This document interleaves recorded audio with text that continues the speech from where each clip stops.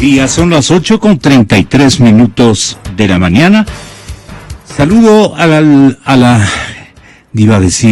la compañera periodista Natalia Sierra. Sí, pero es comunicadora, es columnista permanente y además la cátedra que ella enseña en las principales universidades donde trabaja, especialmente en Flaxo. No, en Católica. La Católica, perdón. Entonces, ahí en la relación académica, lo que más prima es la comunicación. Y hay que apelar también a los datos de los medios de comunicación, que somos los intermediarios en ocasiones equivocados de lo que ha pasado y pasa en nuestro país. Con todo, Natalia Sierra y el doctor Francisco Rocha en la cadena Democracia. Y este momento vamos a tomar contacto con el respetable caballero del Observatorio Jurídico, el doctor Enrique Herrería Bonet, ilustre ciudadano guayaquileño, muy patriota y de gran conocimiento de las ciencias jurídicas en nuestro país, exparlamentario. Doctor Enrique Herrería, la pregunta para comenzar, digamos, el análisis del escenario electoral y presidencial del 2017 sería, como que no hay figuras descollantes en el ámbito nacional como para ubicarse como los favoritos o como los potenciales candidatos a la presidencia de la República. Ha decaído el aparecimiento de figuras políticas en las últimas, entiendo yo, 3 décadas. ¿Qué ha pasado o esta aplanadora correísta o de la Revolución Ciudadana definitivamente ha terminado con los partidos políticos y tal vez el aparecimiento de figuras electorales presidenciales han sido copadas por toda la estrategia minuciosa y también de viveza criolla que ha caracterizado a esta temporalidad. Pero los grandes perdedores han sido los partidos políticos. Mire que recién querían introducir determinados recambios en las normatividades electorales, se dieron cuenta de que el beneficio iba en favor de los movimientos políticos que están apareciendo. Inmediatamente la orden del Supremo determinó que eso no va en el orden del día, entre comillas, de la Asamblea Nacional, que era la que tenía que impulsar esos recambios. Entonces, acompañado como estoy de la doctora Natalia Sierra y del doctor Francisco Rocha, estuve hace momentos conversando con Cintia Viteri también, telefónicamente como con usted. Le pido, doctor Herrería, que tenga la bondad de definirnos cómo están las cosas desde el lado de normatividad electoral para enfrentar la oposición y el oficialismo también con éxito, las tácticas que habrán que introducir e imponerse para la próxima lid presidencial que tiene que comenzar irremediablemente el próximo año. Muy buenos días y desde ya unas felices fiestas, doctor Herrería. Buenos días, Gonzalo, y un saludo a todos los que nos escuchan y a los contertulios del panel. Quiero hacer el recuento de algo que es importante para entender por qué razón Rafael Correa la tuvo fácil en su propósito de demolición a los partidos políticos tradicionales. En el año 2004, en el año 2004, yo era miembro del Tribunal Constitucional y un importante dirigente de uno de los más importantes partidos políticos del país presentó una demanda de inconstitucionalidad, me parece que eran los artículos 115 y 116 de la Ley de Elecciones, que en aquel tiempo contemplaban la distribución de las curules a través del método de Hong clásico.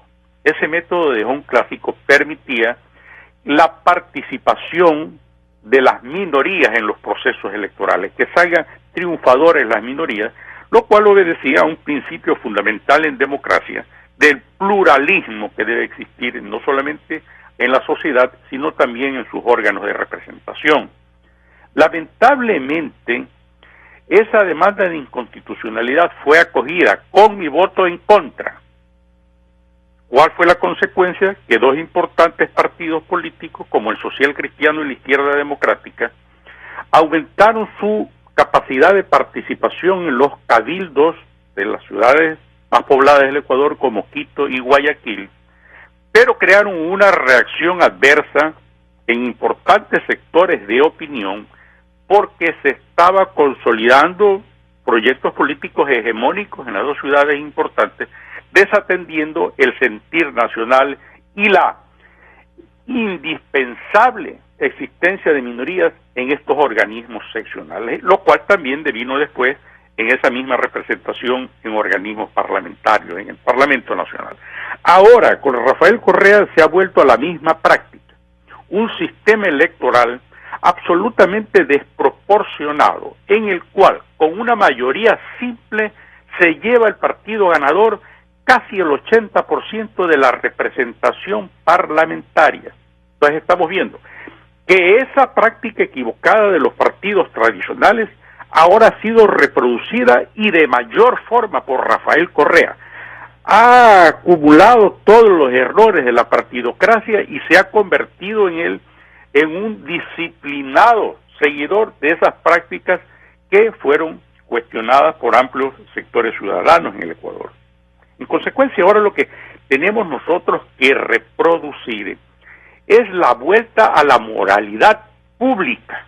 Yo ayer, por ejemplo, con mucha preocupación, leía un debate en el director de un importante partido, nuevo partido político en el Ecuador, que estaba propugnando un gran acuerdo nacional que pasaba no solamente por un entendimiento entre las fuerzas opositoras al gobierno, no a este gobierno, a esta dictadura que nos tiene gobernando 9 años, pero que a su vez pretendía incluir, según las expresiones del director de este Nobel partido, también a los llamados por él sectores democráticos de Alianza País, y al señor Ramiro González como dirigente del partido Avanza, es decir, este Nobel partido de oposición integrándose con los sectores democráticos de Alianza País y con Avanza del señor Ramiro González, que durante 9 años ha visto impávido cómo se ha encarcelado a los dirigentes populares del Ecuador, cómo se ha seguido procesos de cerca de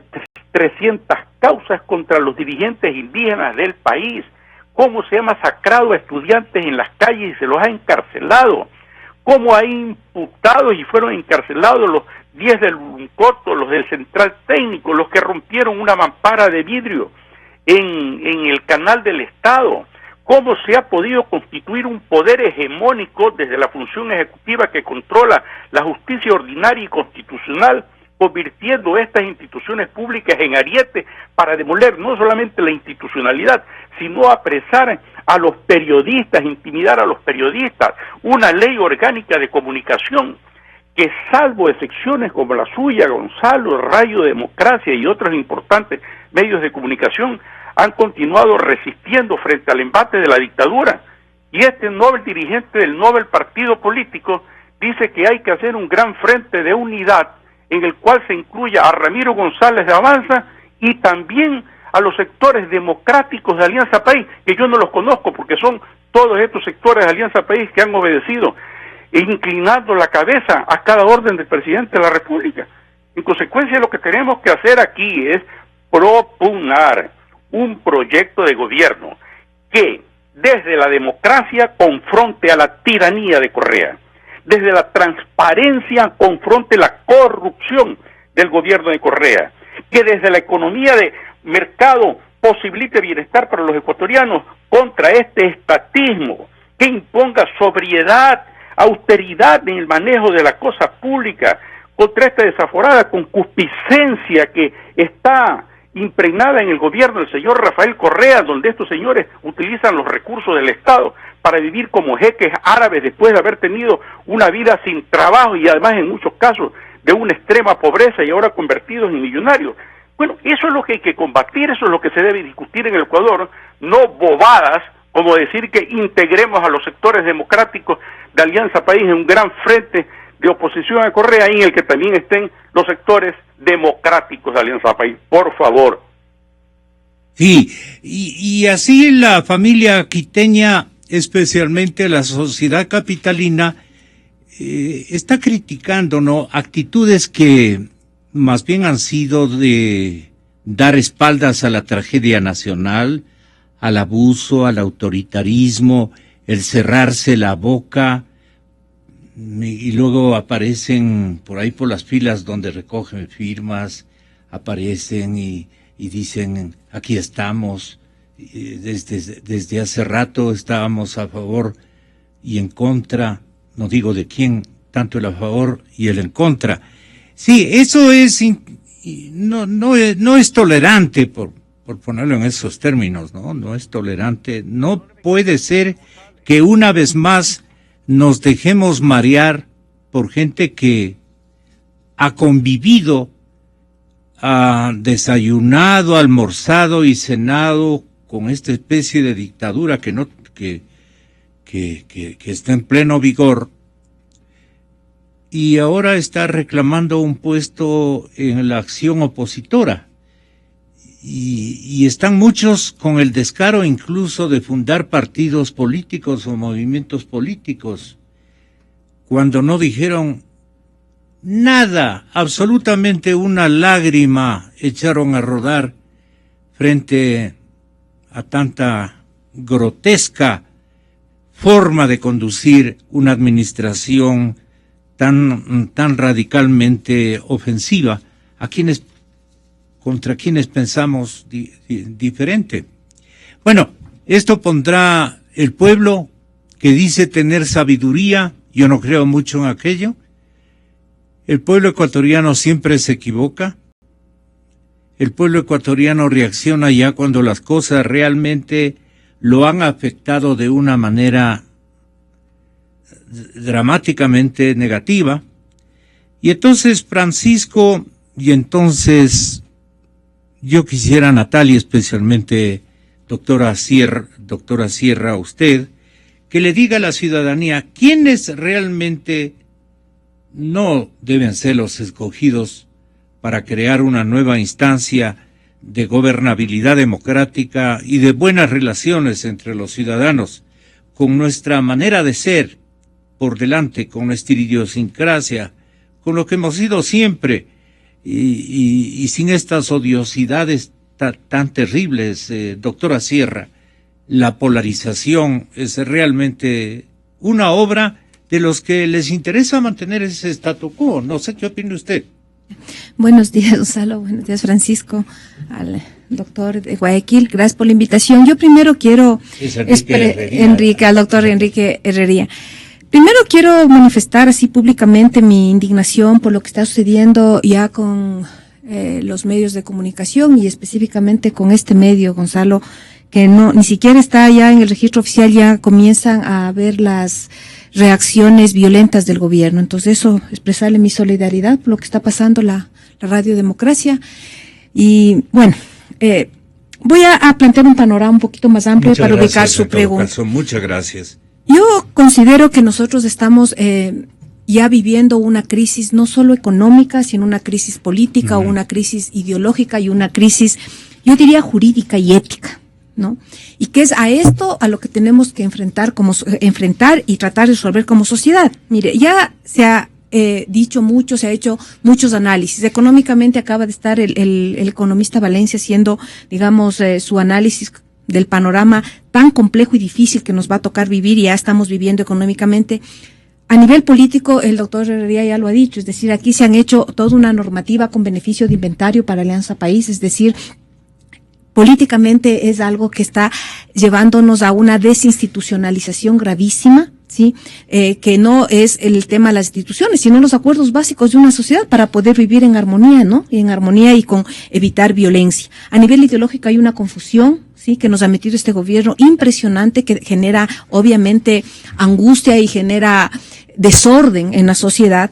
Entonces, a mí me parece que esta crisis además tiene un signo que se ha naturalizado en la época de este gobierno, cosas que tienen que ser rechazadas por la sociedad. Y estamos, ¿a qué se refiere? por ejemplo, se ha naturalizado como la corrupción, se ha naturalizado el despilfarro, se ha naturalizado el autoritarismo, se ha naturalizado la criminalización de la lucha social, se ha naturalizado la persecución a los periodistas, se han naturalizado los juicios a los dirigentes, no solo dirigentes, sino ciudadanos que se movilizan. Tenemos presos 25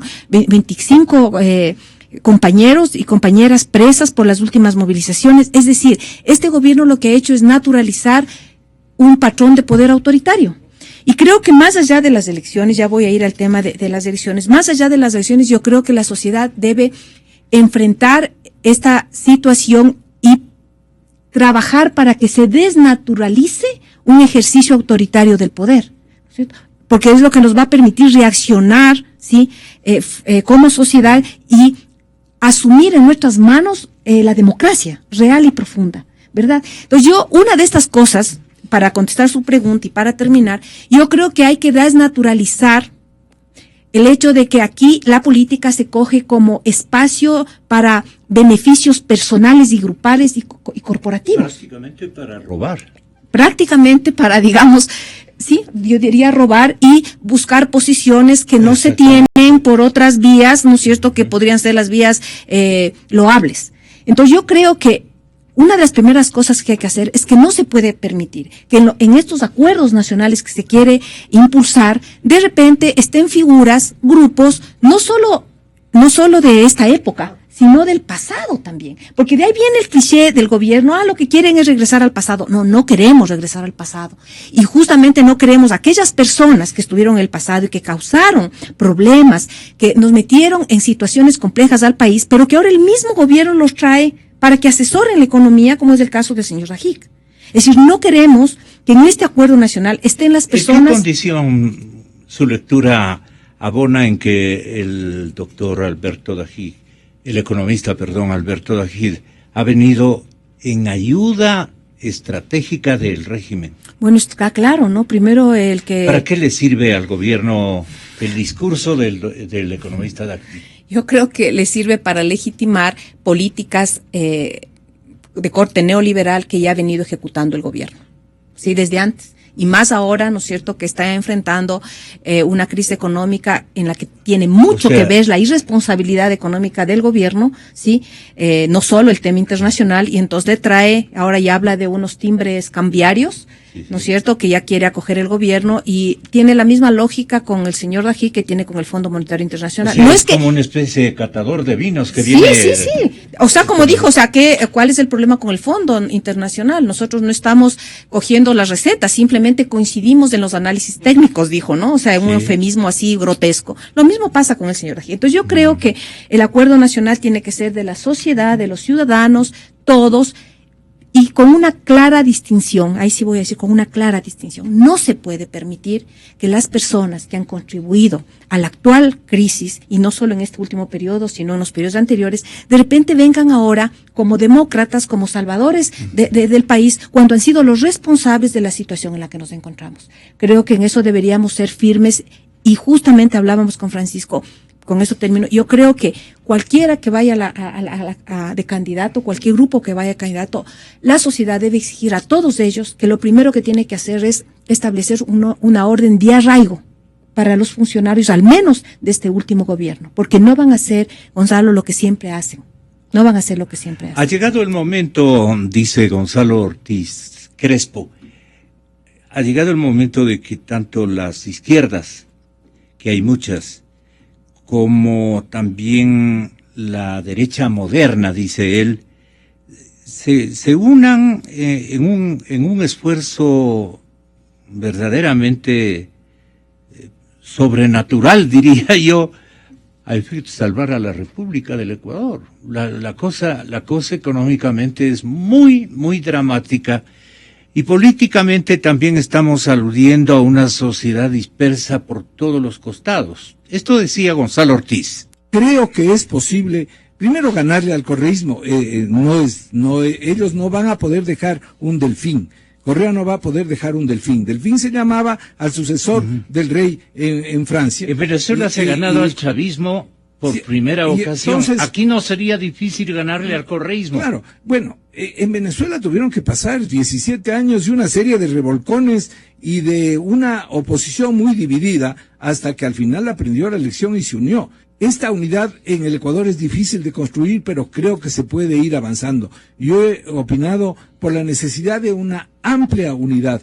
Y ha habido ya críticas por el hecho de que yo dije que en esta unidad hay que incluir no solo a la izquierda y al centro izquierda, eso no es unidad. Hay que incluir también a la derecha, no a la derecha retrógrada, no a la derecha esta capitalista a la que tanto ha favorecido el actual gobierno.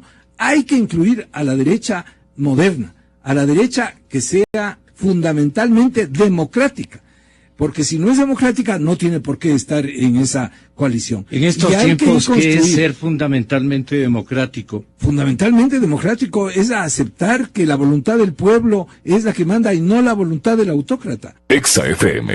En realidad, Jaime Nebot podría ser considerado una especie de adalid de la derecha moderna. Ha dado ese tipo de demostraciones, o Gonzalo se refiere a otros méritos que debería reunir esa derecha. Solamente le dejo eso flotando. Pero, ¿cómo le parece a usted estos vientos nuevos que soplan en la conciencia cívica de los ciudadanos ecuatorianos, que ya no confían mucho, como lo decía hoy mismo Jaime Nebot, en el pueblo? El pueblo siempre se equivoca, dice él. Todos los países tienen salida. Todos los países tienen salida, por grave que sea la situación en que se encuentren o se puedan encontrar. Pero respecto a eso hay que hacer varios comentarios. El primero, la salida, mientras más mal está un país, tiene mayor costo, tiene mayores penurias y toma mayor tiempo. Y segundo, los que causan los problemas, lamentablemente, no son los que pagan la factura, sino el pueblo del país al que le causan el problema. Porque el pueblo puede que se equivoque en las personas que elige, pero nunca se equivoca en la intención. La intención del pueblo es siempre elegir mandatarios a nivel nacional, a nivel provincial, a nivel local, que le resuelvan sus problemas, no que empeoren sus problemas o que los metan en problemas, o que le pongan problemas a las soluciones en vez de poner soluciones a los problemas. Lamentablemente, cuando hay equivocaciones, el pueblo, y especialmente el pueblo pobre y la clase media de un país, son las que pagan la factura, hay veces a costos terribles. Exa FM. Usted tiene el micrófono de la interpretación. Tenga la bondad. Francisco, buenos días. Gracias, Gonzalo, buenos días. Saludos a Natalia. Francisco Rocha, en Cadena Democracia. Al doctor Herrería en Guayaquil. Bueno, yo primero quisiera suscribir lo que ha dicho Natalia, ¿no? Natalia tiene, yo diría la universidad tiene la suerte de contar con ella, su opinión. Uno puede discrepar, Natalia, con el pensamiento suyo, pero no hay duda que el análisis y la dirección que va su pensamiento, su opinión, nos invita a la unidad. Y eso es tan difícil de conseguir, un discurso de respeto a la opinión ajena, que yo creo que hacemos bien en valorarlo. Así es que, Natalia, un honor estar con usted y una felicitación a la universidad por contar con su opinión. A ver, el señor abogado Nebot nos ha dicho dos cosas. La una, que sí que hay veces que el pueblo se equivoca, no en la intención, sino, digamos, se equivoca en la persona que elige, y que seguramente por el discurso que hace, ¿no? El señor presidente Correa tenía un discurso que recababa la lucha de por lo menos 30 años de varios movimientos sociales. Tomó esa bandera, la comenzó a liderar. Algunos decíamos, no es él porque no ha estado en la lucha política. Pero claro, tenía otras características que les permitía, quizá a los que lo respaldaron, el acceso al poder de otra manera, que no era con lo que incluso ellos mismos lo habían planteado. Si tomamos en cuenta lo que dice el abogado Jaime Nebot, claro, ahí se siente un poco decir, a ver, podrían recurrir a mí porque esto puede explotar. Y algunos de los que están en este mismo régimen siendo funcionarios saldrían de inmediato a las calles para votarlo y no asumir sus responsabilidades. Pero Natalia, lo que usted ha dicho es tan importante en esto de, y que comentábamos extra micrófonos, en esto de que no podemos dejar que la impunidad venga a solazarse en nuestros rostros. No hay que escandalizar, pero no hay que perder la capacidad de escandalizarnos de las cosas que pasan. Yo creo que tenemos la obligación de reinventar la democracia. Esa democracia que se la puede ir construyendo todos los días con pensamiento, con visión de país, modificándole cada vez que se consigue un avance, proponiendo los siguientes avances, consiguiendo que la sociedad se organice. Y entonces, claro, ¿tenemos o no tenemos liderazgos después de esto? Sí los tenemos, un poco maltrechos, maltrechos, pero están ahí. Yo diría, yo cuando se iniciaba el gobierno y las primeras medidas que tomaba y las primeras acciones, en estos mismos micrófonos decía, es un estalinismo. No hay otra cosa, esto es un estalinismo, y alguna gente me decía, no exageres, o sea, es una votación, llegaron por elecciones. Decía, sí, una cosa es cómo llegan y otra la forma de ejecutar el poder y este cheque que les dio la ciudadanía para construir una ciudadanía y democracia. Si bien Natalia nos dice que el primer acuerdo nacional debe ser el arraigo de todos, incluido el presidente de la República, creo que el primer acuerdo de cualquiera de los candidatos que se presente tiene que ser ese. Yo también comparto eso. No es correcto que vengan y se presenten y nos exhiban los recursos que han conseguido en virtud de este ejercicio del poder, para además mirarnos sobre el hombro y desde los autos 4x4 que nos rebasan en las veredas que a duras penas a veces se pueden caminar en Quito. Entonces, esta gente, como digo, no hay que escandalizar, pero no hay que perder nuestro derecho a escandalizarnos de las cosas que han hecho. ¿Qué nos espera? Yo diría que la construcción de una unidad es indispensable. No vulgaridades. Esa unidad tiene que ser basada en 3 o 4 puntos que le permitan construir una visión de país.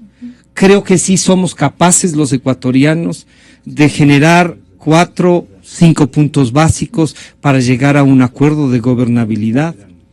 Que hay que tomar en cuenta que la ciudadanía valora mucho esto que el gobierno dice, le hemos dado estabilidad, le hemos dado gobernabilidad.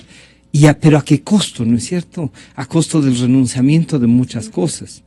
La democracia siempre es difícil, porque es la construcción desde la diversidad y desde la discrepancia, desde los disensos, porque lo otro es totalitarismo, no es democracia. Entonces hay que reinventarnos, hay que darnos el trabajo de pensar la democracia y plantearla al país. ¿Cómo la hacemos? Primero, sí, yo creo que hay que plantear el arraigo a toda la gente de este gobierno. Luego hay que hacer un análisis minucioso de lo que ha significado el enriquecimiento, no de estos 8 o 9 grupos que han crecido las fortunas tan grandes. ¿Cómo así deben decir a algunos de los miembros de esta élite que está gobernando el país? ¿Cómo así? Si nosotros todavía no nos vamos. Nosotros tenemos preparados un montón de escenarios para muchos años más en el poder. Con algunos recreos que van a ser tan bondadosos en ofrecernos. Pero nosotros vamos a hacer aquí una realidad, porque hemos demostrado, primero, que tenemos un hipercandidato que está todavía jovencito, tenemos un pueblo bastante martillado por la publicidad. Exactamente, por esos. El estado de propaganda en el que nos... Por esos impactos que reciben en términos de estrategia, ¿no es cierto? Y entonces dicen, aquí vamos a estar, no piensen que ya nos vamos. Bueno, los que han anunciado que se van, por lo menos a esos hay que detenerlos, Gonzalo. Hay que decirle, no, señor, usted no se puede ir. No es que le vamos a dar un año sabático para... ¿En qué época para que... está viendo usted la posibilidad de que la sociedad ecuatoriana y su institucionalidad defina que esta gente tiene que responder por lo mal hecho y por la situación en la que está? Pero por la vida vida y las cosas que nos exhiben sin ninguna vergüenza, Gonzalo. Por la forma en la que se nos pasean por nuestros barrios y nuestras calles, exhibiendo lo que han conseguido en estos 10 años. Entonces eso no se puede renunciar a que nos digan toda esta cadena de estudios y ¿qué se llaman esto? Toda esta cadena de diagnósticos que han hecho y que cuestan millones de dólares, Gonzalo, en una jorga de amigos. No es posible. Hay muchas gentes que nos vienen a hablar del proyecto político, del proyecto salir de la pobreza. No, a la pobreza hay que derrotarla, no para convertirse en millonario, Gonzalo. A la pobreza hay que derrotarla para que todos tengamos las mismas oportunidades, no para que alguien salga de la pobreza a costa de la vivencia democrática. Entonces, esos son los resultados. ¿Cómo conseguimos un candidato en donde más allá de las diferencias ideológicas que podemos tener, tengamos un acuerdo nacional para volver al camino de la construcción de una democracia real, vivible, participativa, de un socialismo comunitario que no significa, Gonzalo, el renunciamiento a ese pensamiento que nos han querido robar en el ejercicio de estos 10 años de poder? El socialismo comunitario ya lo reivindicamos antes y se refiere a la organización social, a la participación de esa organización social, a que los trabajadores, los empresarios, las cooperativas tengan fuerza.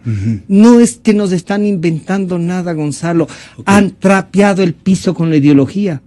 Han trapeado el piso y tenemos que rescatarla. ¿Y se han embolsicado Gonzalo, también con la ideología? Pero claro que sí. Si hacemos un promedio de los que han sido ministros todos estos años, se han embolsicado vamos con a la decirles, ideología. Gonzalo, ahora esta frase quede en un pendiente para la gente que no se ubica este momento aún. Perdone usted, pero Milton Castillo nos está aguardando. Le ruego que tenga la gentileza, Francisco, de este tema, de la manera como que usted quiera concluirlo, lo volvamos a retomar. Bueno, Milton Castillo, usted lo conoce, es candidato a la alcaldía de Quito, es un abogado, es un catedrático, es un hombre quiteñazo, también con algunos kilos de chagra. Es decir, es completo el hombre, ¿no? Y es que no hay un buen quiteño que no tenga algo de chagra. Sí. Y para un corbatín. ¿Usted ha visto manejar moto con corbatín? Vea usted, eso solamente hace Milton. Y le saludamos con todo cariño. Ha sido abogado y lo vimos ahí en el flash informativo de esta víspera en la televisión. Del arbolito, sí. 21 son. 21. Sí. Pueden ir 4 más. No, a 4 los bajaron, días, me parece. Creo que están con más problemas. Más problemas. Usted con Podemos, nos faltarían solamente 2. Ya. No, Panchito. A ver, Milton, muy buenos días. Nos sentimos ciertamente muy contentos ayer y usted también se desbordaba en afectos a sus defendidos y con toda razón. En el Centro de Detención Provisional CDP se abrieron a las 11 de la noche, a las 23 horas de esta víspera, se abrieron las puertas para que con manos alzadas salieran uno por uno 20 de los 21 detenidos en el Parque del Arbolito. ¿Se les fugó uno o se quedó uno? ¿Cómo es la cosa? Pero estamos muy contentos por su tarea cumplida y muchísimas gracias a todos los abogados que se han sumado, como Edgar Zarango, Gonzalo Realpe, doctor hay un doctor Chato también, de apellido Chato, un doctor Juan Gutiérrez, él creo que es de los presos, sí, de los detenidos, y Chato también. Vicente, muy bien, él es un indígena que salió del CDP con la mano enyesada. Ustedes sí lo vieron anoche, sí. Y entonces, una vez que agradeció a sus familiares por el apoyo, dijo que los uniformados le pisaron la mano y le rompieron uno de sus dedos. Indicó que seguirá luchando y que se irán a instancias internacionales en demanda de los atentados que se configuraron en su contra. Así es que Milton Castillo está con nosotros. Coméntenos cómo fue este acto de liberación. ¿Ustedes pensaban que eso iba a ser anoche? ¿Ya lo tenían arreglado? ¿Cómo sucedió todo esto? Milton, buenos días. Buenos días, Gonzalo. Gracias por permitirme dirigirme a la audiencia. Me siento muy honrado de tratar este tema con ustedes, con usted, Gonzalo, los invitados y sobre los temas que estamos abordando. El día de ayer, el juez de instancia, el que dictó sentencia dentro del caso, una sentencia ridícula por supuestas ofensas a la autoridad, es una contravención sancionada en el artículo 396, numeral 1 del Código Integral Penal, dictó 15 días en contra de los ciudadanos, de los 21. Y ese juez, el día de ayer, un día antes de que se cumpla efectivamente el número de días de la sanción, 15 días, emitió las boletas de excarcelación. No teníamos en realidad esperanza de que salgan ayer, pero lo hicieron. El juez facilitó aquello y el director del centro, que con una diligencia digna de encomio, dispuso la salida de los 20 varones que están en el CDP, en la antigua cárcel del Inca, y hay una compañera, la señorita Alarcón, que está saliendo en estos momentos desde un centro de cuidado temporal para mujeres violentadas que queda en el sur de la ciudad. Ahora están los y las 21 del Arbolito. Ahora están libres, ¿no es cierto? Están libres, sí, pero el proceso jurídicamente está vigente. Un proceso en el cual hubo inclusive un habeas corpus que fue negado también de manera vergonzosa por parte de la Corte Provincial, una sala de lo laboral, y está hecha una apelación que llamarán a audiencia en los próximos días, y evidentemente estamos preparando las acciones a nivel internacional, porque no hubo fundamento alguno. Como usted ha tratado con algunos de los invitados, ha estado César Montúfar, que vivió de cerca el tema, y fue testigo dentro del proceso, en la audiencia de los 21 del Arbolito, diciendo la arbitrariedad que tuvieron para apresar a la gente. Aunque ustedes ya han abordado el tema, pero dentro de la audiencia sí es importante comentarles que el comandante de la policía, de apellido Tamayo, dijo que se sentían muy ofendidos por cómo la gente les insultaba y que la gente era abusiva en el trato con la policía. Ellos estaban cubiertos completamente, no tienen cualquier traje para combatir, entre comillas, combatir a los manifestantes. Tienen unos trajes especiales. Entonces esos trajes, si es que son vulnerados, es porque son de muy mala calidad. Pero de todas maneras ni siquiera lograron demostrar jurídicamente que alguno de ellos estaba herido. Y lo que nosotros demostramos con videos era que habían infiltrados inclusive dentro de las marchas, para hacer aparecer a la gente como los violentos. A ninguno de los que están detenidos se les demostró, ni siquiera que habían insultado. Peor aún que hayan sido los culpables de algún daño físico de los policías. Es un tema vergonzoso y el juez sin pruebas juzgó. Y con algo también que es vergonzoso para la historia de la institucionalidad ecuatoriana. No hubo un fiscal que acuse, hubo un defensor público que supuestamente defendiendo a los policías agredidos, formuló cargos en contra de los ciudadanos, un defensor público. y no le importó esto al juez. Los policías supuestamente afectados no fueron más que actores que fueron vestidos con indumentaria de clínica para generar en la psique del juzgador un efecto de pena, de que supuestamente estaban dañados. Y fíjese usted qué curioso, varios de ellos ni siquiera tenían una cédula de identidad para identificarse ante el juez. Es decir, no sabemos si los señores que estaban ahí eran efectivamente policías, siquiera. A pesar de eso, encontraron responsabilidad. Y no hubo argumento que sirva, pero le sancionaron a la gente porque supuestamente a los señores policías se les mentó a su madre. Ese es el delito que cometieron los 21 del Arbolito, cuando la policía en realidad fue tremendamente violenta.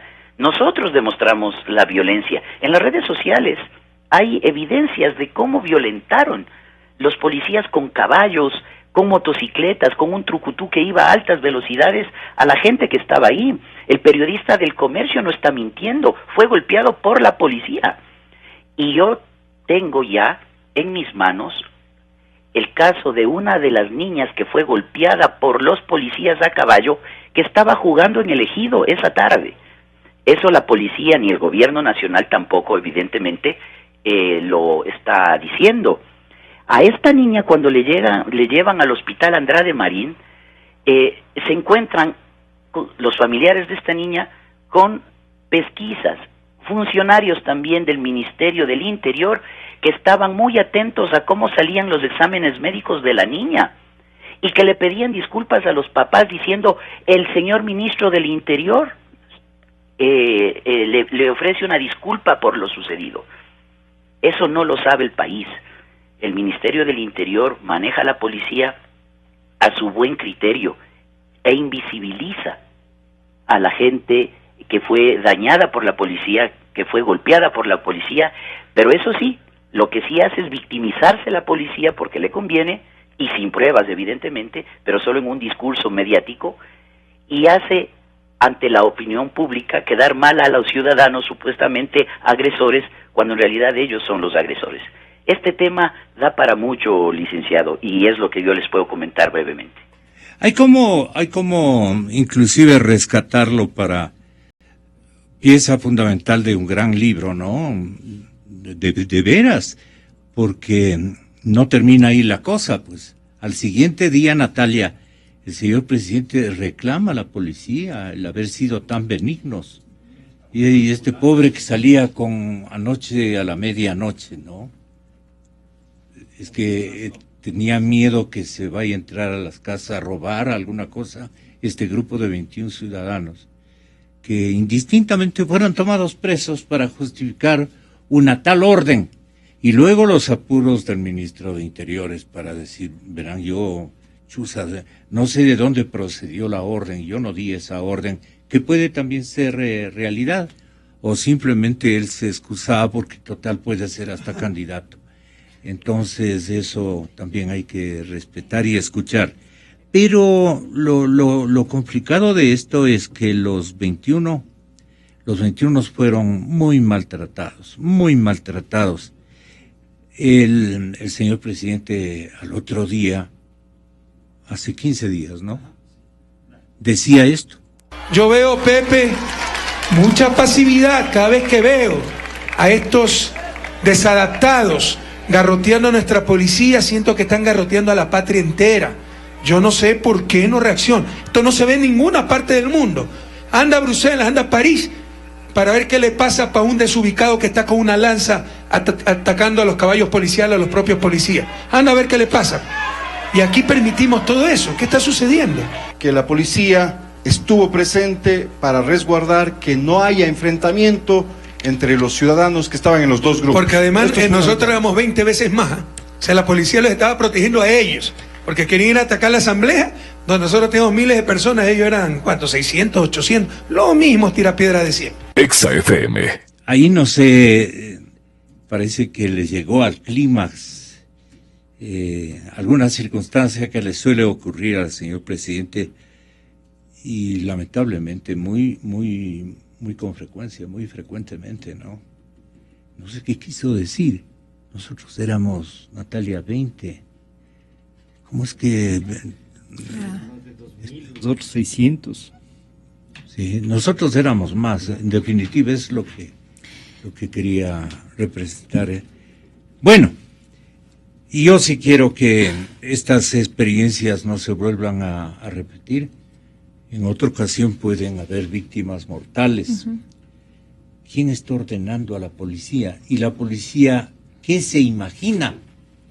Yo tengo muchos amigos en la policía. Son oficiales correctísimos, por lo menos mis amigos.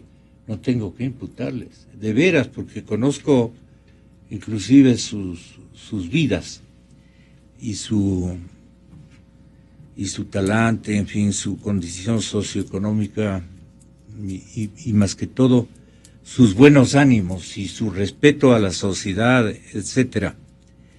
Pero alguien está dando órdenes, Natalia, como que ustedes son los que van a amparar a este gobierno y esos discursos ahí en los recintos policiales no pueden ser más claros, como que el gobierno busca tomarse la policía como una especie de guardia pretoriana, uh-huh, soñando en alguna uh-huh de esas vainas históricas que más bien da coraje solamente leer el libro de historia o repasar. Gonzalo, primero yo quiero decir que realmente las declaraciones del presidente ya rayan en lo obsceno, realmente. Es decir, ¿cómo puede hacer declaraciones públicas llamando al ministro, incitando al ministro a que a su vez ordene a la policía reprimir al pueblo? O sea, ¿cómo uno puede eso asumirlo como natural? Ahí es lo que yo decía, hay que desnaturalizar este autoritarismo. Mire, Gonzalo, yo estuve en las manifestaciones del día que se aprobaron ilegítimamente esas enmiendas. Había una cantidad de policías que era absolutamente absurdo la cantidad de policías para la gente que estaba ahí. Porque obviamente lo hicieron en épocas en que había fiestas de Quito y también el amedrentamiento propio de la gente. Además de la cantidad de policías, había una espectacularidad del poder y la violencia de la policía, porque estaban vestidos así como lo que dicen muchos como Robocops, sacaron caballos, sacaron perros, sacaron trucutús, el trucutú que no habían sacado, mandaron bombas sin miedo, o sea, bombas estas lacrimógenas, y en un momento yo le comentaba a Francisco, en buena hora que no había mucha gente, porque si había más gente de la que estábamos, ahí había una mortandad, porque salió el trucutú a toda velocidad, Gonzalo, con los fierros de estos que ponen las vallas, como hecho como pala, contra la gente, y si había mucha gente, no había forma de correr, y ahí había muertos. Entonces, yo quiero que se entienda bien, es decir, se mandó a la policía a reprimir brutalmente a los manifestantes, y dice, estábamos protegiéndolos porque del otro lado había no sé cuántos. La primera pregunta habría que decirles, ¿por qué a la gente, yo también no creo que sean adeptos, ya vamos a ver cuando empiece la crisis cuántos adeptos les queda de los funcionarios públicos obligados a ir allá? ¿Por qué no dejaron a toda la gente entrar hasta el Parlamento? ¿Por qué solo a ellos? Algún asambleísta yo lo oía que reclamaba esto, ¿no? De oposición. Y luego mandar a la policía a reprimir, y reprimieron, Gonzalo. Y el presidente le reclama al ministro de ¿por qué no reprimieron más? ¿Qué quería? ¿Que haya muertos? ¿Quería que haya muertos? ¿Eso quiere el presidente? Es una pregunta que hago, ¿no? Porque si eso para él no es represión, y hubo un montón de gente golpeada, pisada por caballos, pegada por los policías, los perros lanzados, caída, golpeada, ¿qué quería? O sea, si esa represión para él no es suficiente, ¿quiere muertos? Preguntarle, por favor. El Observatorio Judicial que dirige Enrique Herrería Bonet, ¿no? ¿Tendría ahí alguna opción, por lo menos, de reclamar con normatividad a la mano al señor presidente de la República por lo que expresó después, pues no, ante la ciudadanía, reclamando a su ministro de seguridad, más que de seguridad, es un superministro, y el señor presidente cree mucho en el señor doctor Serrano? Entonces, y además la intervención del doctor Serrano estuvo fuera de límites, ¿no? Estaba jugando en offside. no convenía esa aclaración. Vea, yo les ordené, pero no me cumplieron. No me han hecho caso. Alguna cosa así, ¿no? Con todo respeto. Habría que agradecer a la policía que no les hace caso. Guayaquil tiene la palabra, doctor. Le molestamos. Hace más de 200 años, César Beccaria fue el que estableció que no podía haber tortura ni penas crueles e infamantes en contra de los infractores. Más aún cuando esos infractores lo que están haciendo es ejercer su derecho constitucional a la resistencia contra los atropellos, las arbitrariedades y los abusos del poder público. Por supuesto que de todo esto yo estoy tomando debida nota. Nuestro observatorio realiza los correspondientes informes. Ya lo voy a llamar el día de hoy en la mañana al doctor Milton Castillo, que ha tenido una destacada actuación, no solamente en este caso, sino en su propósito de patrocinar a múltiples ciudadanos afectados en sus derechos humanos por parte del gobierno nacional. Pero quiero mencionar algo, retomando algo que se refería hace unos minutos Natalia y también Francisco. Hay que tomar en consideración que para poder sancionar todas estas incorrecciones, no solamente los actos de corrupción del poder público, sino también los abusos y atropellos a los derechos fundamentales de los ecuatorianos, no solamente se necesita dictar el arraigo, sino que existan las autoridades que estén dispuestas a dictar los arraigos. Estoy hablando de fiscales y de jueces. Pero nosotros, más allá de que tengo la certeza de que va a ser la oposición, no sé por cuál de sus vertientes, ojalá que se pongan de acuerdo todos estos caballeros, que va a llegar al gobierno en el 2017, hay que desmontar toda esta superestructura orgánica que está afín y manejada por los hilos del correísmo. Tienen que irse a su casa.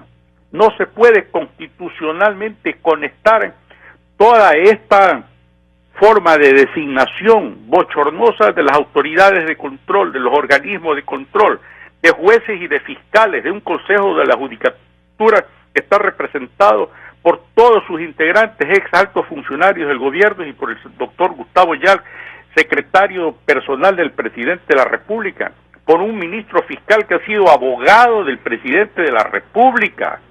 Hay que pensar de que para dictar todas las medidas cautelares y además los procesos penales que se tienen que llevar a cabo por todas las irregularidades que se hayan cometido durante estos 9 años, tienen que estar personas idóneas, imparciales, que por supuesto, respetando todas las garantías del derecho al debido proceso, encaucen a todos los responsables y en el caso de que se evidencie mediante pruebas que han cometido graves infracciones, tienen que ser sentenciados a las penas más severas.